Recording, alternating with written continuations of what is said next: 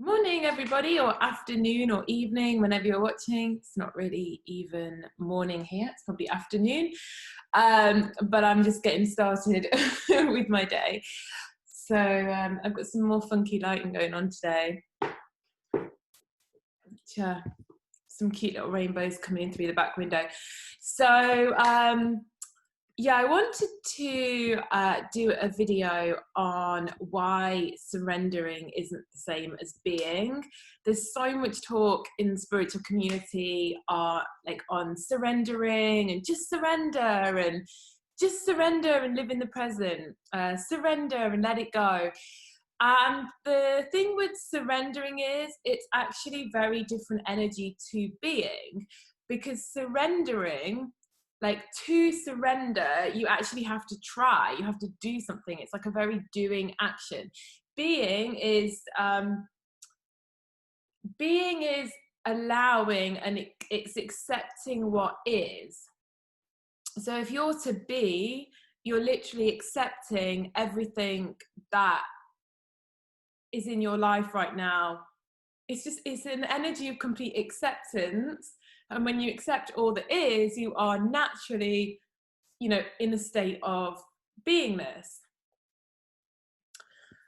And surrender is something that you have to try to do. It's always surrender, try to surrender. I'm trying to surrender. It's not a natural. You can be living in surrender, which kind of would be the same as being, but the way that it kind of gets used and thrown around is generally that it's something that you have to do. You have to surrender to get into like a state of being.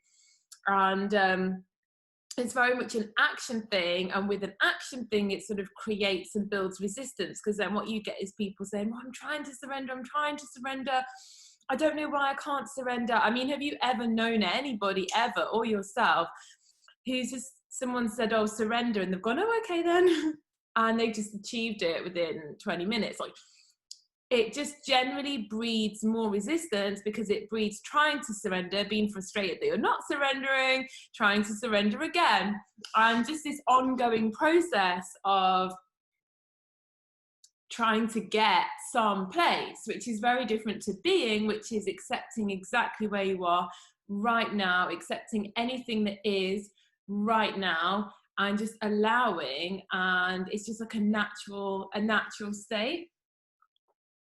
So that's the difference, and it's why I do not believe in surrender. I do think being is a very important state to be in. I kind of feel where I am at the moment that we should be in this kind of flow between, putting out a desire or having a thought or thinking of something that we'd like to bring in, and then kind of juxtaposing that with then allowing that to unfold by just being, allowing what is, allowing the bridge of incidences to occur, because you set it, and you can just be, and you can accept what is, because you know that it's all unfolding in the way that it's meant to be, which then gets you in that really nice state of kind of putting out your desires, and then allowing yourself to enjoy them, allowing yourself to just be present, allowing yourself into that flow. I'm sure we've all had periods in our life where we've just been in like a real flow state, and everything is just magical, and everything just comes to you every day that helps you on your path. And that's when you're in that kind of real flow state. Sometimes, you can go off that because you've got a lot of resistance that you need to work through on certain topics and certain areas, which is where I think kind of affirming and harder manifesting is good, or mirror work.